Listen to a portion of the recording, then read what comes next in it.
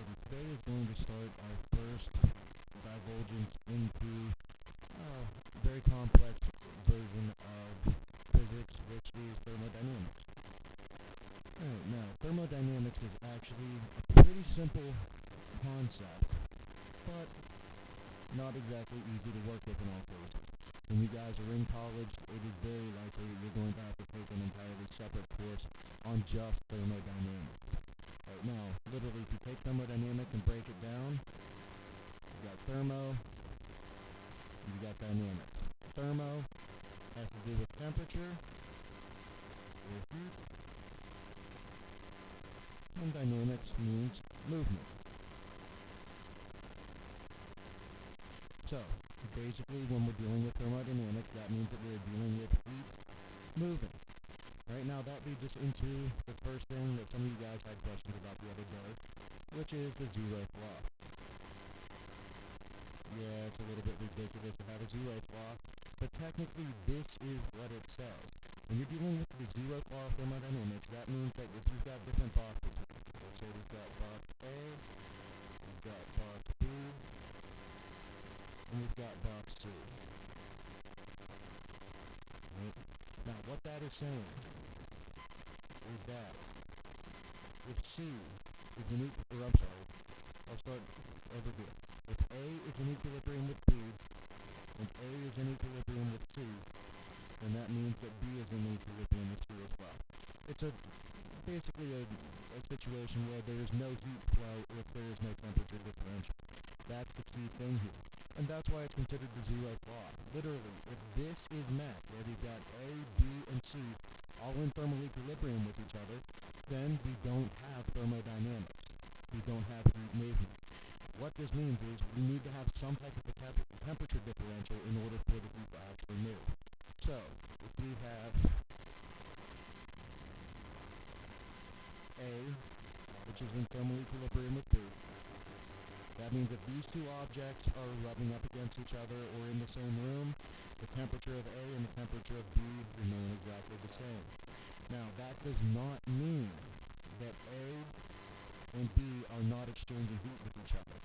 What that means is any heat that goes from A to B is going to be equal to any heat that comes back from B into A. Now, if A is also in equilibrium with C, that means that there would be no net heat transfer from A to C. Once again, there may be heat going from point A to point C, but it is not going to, anything that goes in is going to equal whatever is coming out. That means that when B and C come in contact with each other, once again you have no heat transfer from one location to the other. Now, very common misconception that I deal with in here. I'll use the pen. Temperature.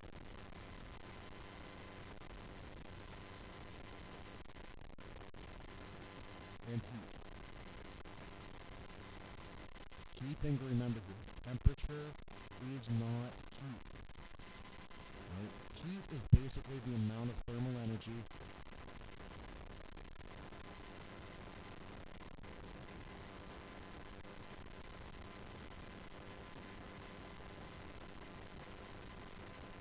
an object has.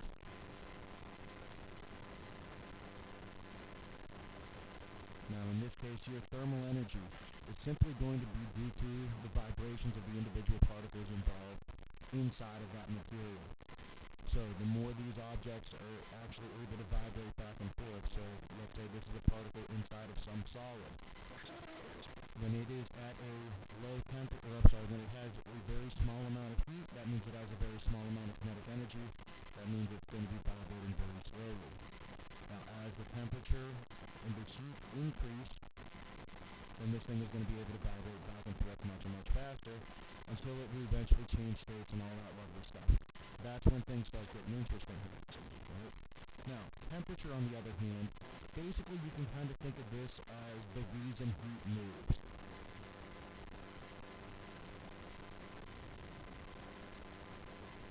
Okay? Now, temperature is kind of like the measurement of the amount of heat, but it's also a little bit different. Temperature is the driving force. A temperature differential means that heat is going to move. So when you have two different temperatures, you are going to have heat moving from one location to another. Right, so temperature is kind of just it's almost like a measurement.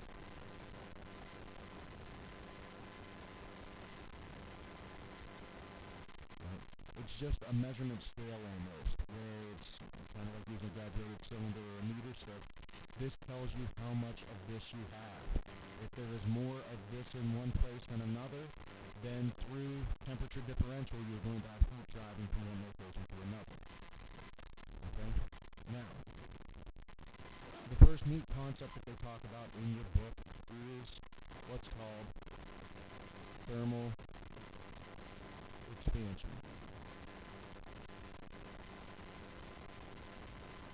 In other words, thermal expansion is when an object is going to change its overall size or shape due to the fact that heat is either being added to it or taken away from it. The most obvious place that you'll be able to see this is in the power lines outside. If you notice, in the winter, the power lines tend to be very constricted, relatively tight, and they are, going to be much more taut on the lines.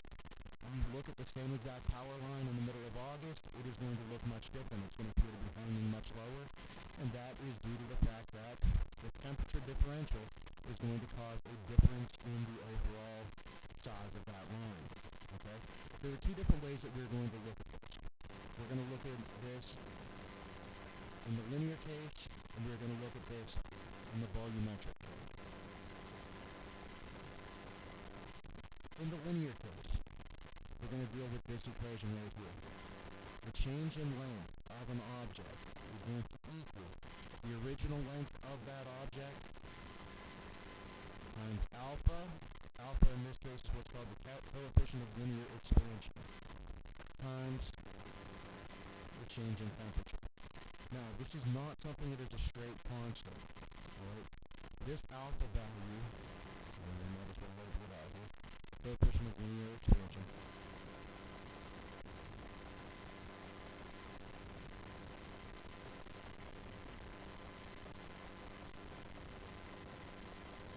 this coefficient of linear expansion is not something that is a perfect constant. If we were to graph this out, it would not be a perfectly straight line.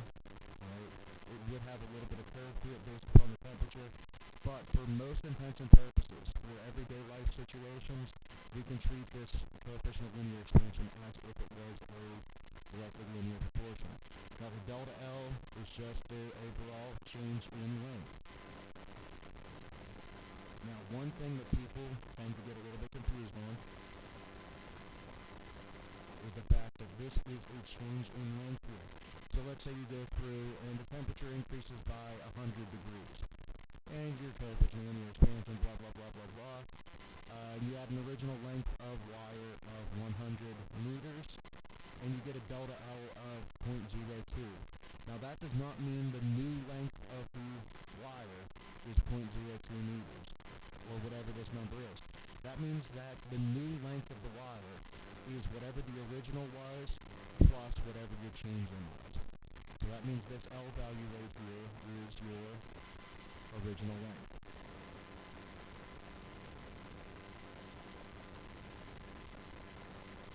Right. And then we've got delta T here. Delta T is simply the change in temperature.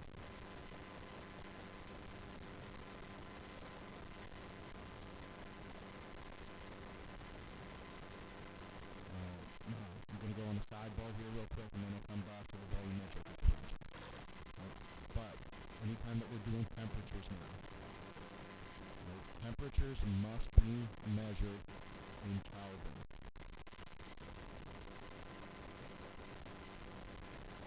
Scale of Kelvin. Okay? Now, the reason behind that is Kelvin is a little bit more of a functional scale. Kelvin is what's called an absolute scale. And in an absolute scale, we have no negative numbers.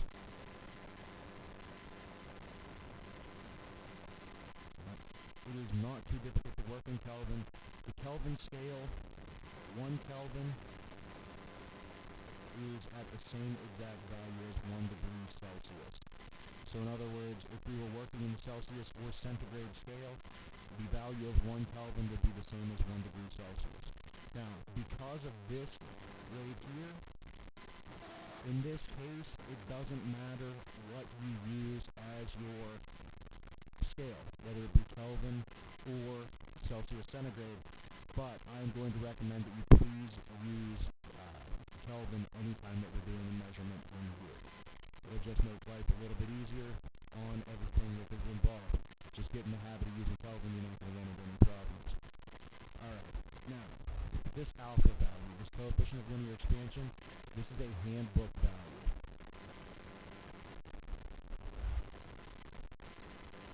Now that means that this is not going to be changing very much from one material to another. So, literally, all you're going to have to do is look that up. There's a small list of these in your textbook that would involve the types of practice props that you'd be doing in here. This is something that you can find on the internet. That big ancient book that I have on my desk, that CRC Handbook of Chemistry and Physics, that will include an entire list of this alpha, which is the coefficient of linear expansion. It's going to be different per metal. Each individual metal, each individual material is going to act slightly differently. If you notice what you have in your book, the coefficients that you have for linear expansion, the types of materials they give you are, they go anywhere from ice, lead, aluminum, brass, copper, concrete.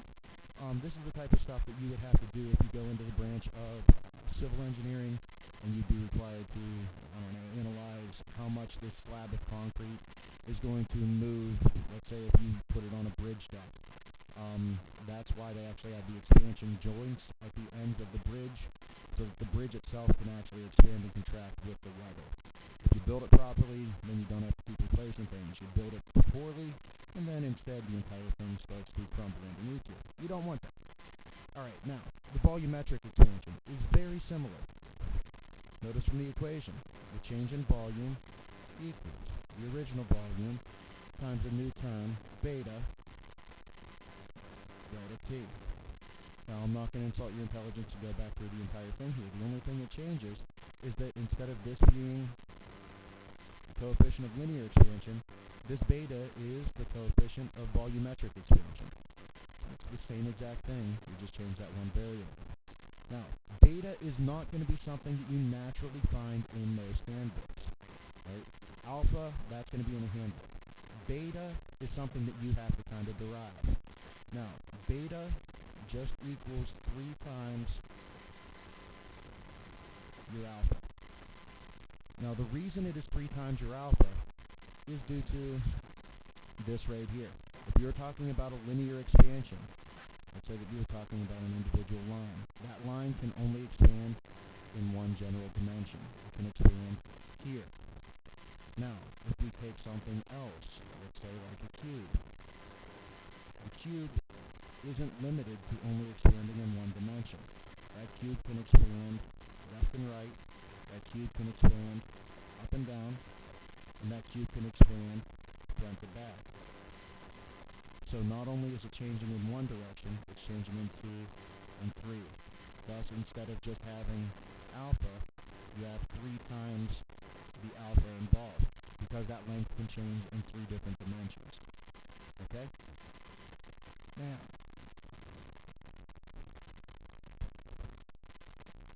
the math for that is not too difficult. We will do a couple of practice problems, and I will assign those out probably tomorrow. That'll be a little bit of your practice work for the rest of the week. Right? Now, I said before that temperature is not heat, but rather temperature is the driving force. Right? Temperature is not heat, but heat moves because of temperature. You can kind of think about this if you get a cold drink out of the fridge. Right? So, a can of Coca-Cola here.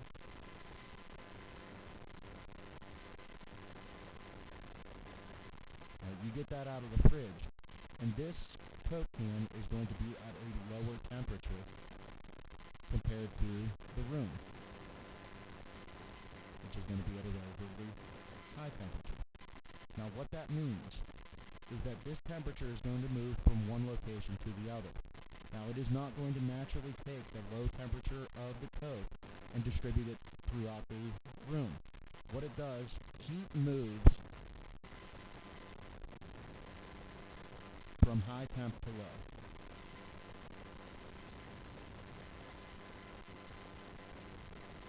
Easiest way to prove this, go and buy yourself a coffee at Sheets, set it out in a nice room temperature room. Eventually the entire room will pretty much be the same temperature as well as your coffee. The coffee will not instantly heat the rest of the room. So what that means is the high temperature is going to cause heat to go from the high into the low. So the room itself is going to give up heat.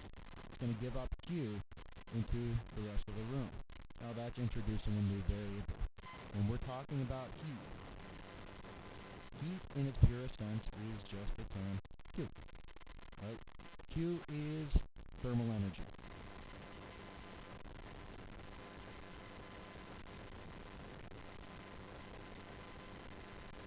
And Q is going to be measured in a number of different units. And depending on what you're trying to get into and what you're trying to get out of this, it could be measured in calories. It could be measured in joules. It could be measured in BTUs, which are called British thermal units. This is what you would look at if you were getting like a air conditioner or a room heater or something like that. It would be considered in BTUs. So depending on the exact situation that you're using, it's going to change that variable up. Okay? Now, here's where this actually starts to matter. Alright? Heat absorption. Let me make sure I spell this right. We're going to start with solids. We can work the same exact math to liquids and gases. But just to give you this general idea.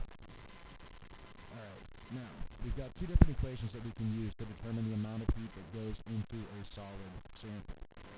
We've got Q equals C delta T, or Q equals M delta T C.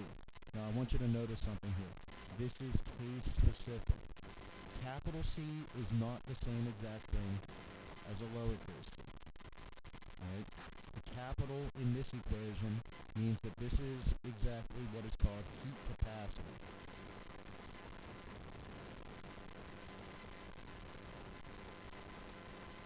Right? Now the heat capacity basically is just telling you how much heat is going to turn this into a temperature change. Right? Different materials are going to require different amounts of heat to cause a temperature change. If you've ever grabbed onto a railing on a hot summer day, you'll notice that that railing is much warmer than what is around it. Okay? You set your same exact hand on grass or on concrete, you're going to notice that that temperature, that heat is being absorbed in a different way. So each individual material is going to have a different heat capacity, or how much it's going to turn this heat into temperature. Some materials are better at it, some materials are poorer at it. And the difference is going to, tell you what these things are being used for. Heat capacity for metals is very different than heat capacity for non-metals. That's why most of the cookware that you see, like frying pans, stuff that you're going to cook on a stovetop, is going to be made out of metals. Right? Stuff that you bake with is normally going to be made out of non-metals. And that actually has to do with how things are made here. Right? Now the lowercase c is what's called the specific heat.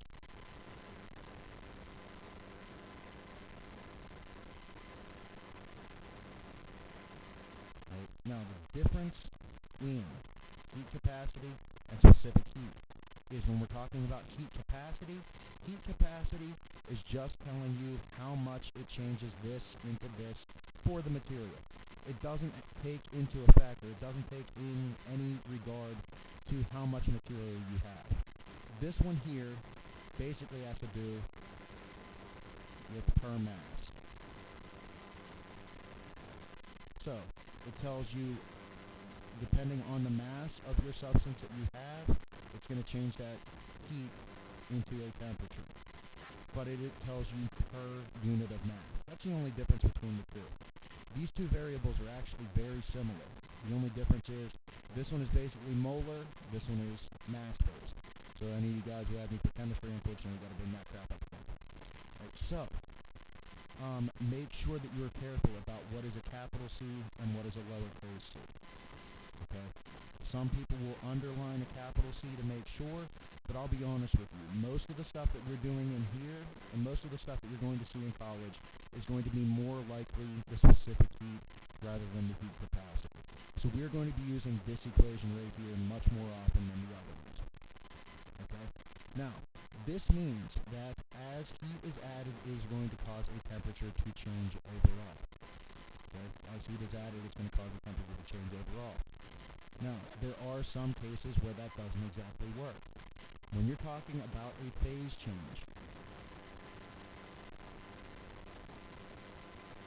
when a solid turns to a liquid turns to a gas turns to a liquid turns to a solid, you're talking about phase changes. In that case, it requires a certain amount of heat. You can kind of think of this as a energy fee for changing state from one state into another. In this case here, it's going to be Q equals L M. Right? Q, once again, is just heat. This right here is what is called, some people are going to just call it the heat of transformation. Some people are going to call it the latent heat of transformation. I like latent heat of transformation.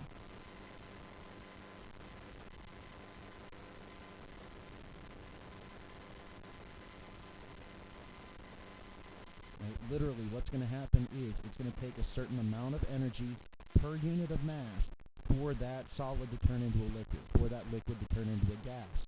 And for each individual material, it's going to be slightly different. Now, you're going to notice in your textbooks that you've got a couple of different things going here. It's going to have melting and boiling latent heat. Right? Literally, all that does is it changes. If you have a melting latent heat, then you put L sub M. Now, melting could go in either general direction. You either need to add this much heat in order to get it to go from a solid to a liquid, or you need to take away this much heat to get it to go from a liquid to a solid. In either case, it's using the same exact math. The only thing that might change is instead of this being a positive number for going from the solid to the liquid, it would be a negative number in going from the liquid to a solid. But same general thing in all. Okay? Now, I'm not sure if I'm going to have enough time to put in this math problem, but look for it in an upcoming video lesson because I've got about 3 minutes till the bell. So, I hope this helps. There is a homework assignment after the next video lesson in this series, so go ahead and try those 3 problems that are listed on there. Best of luck to you, and let me know if there are any issues or problems. Good luck and enjoy.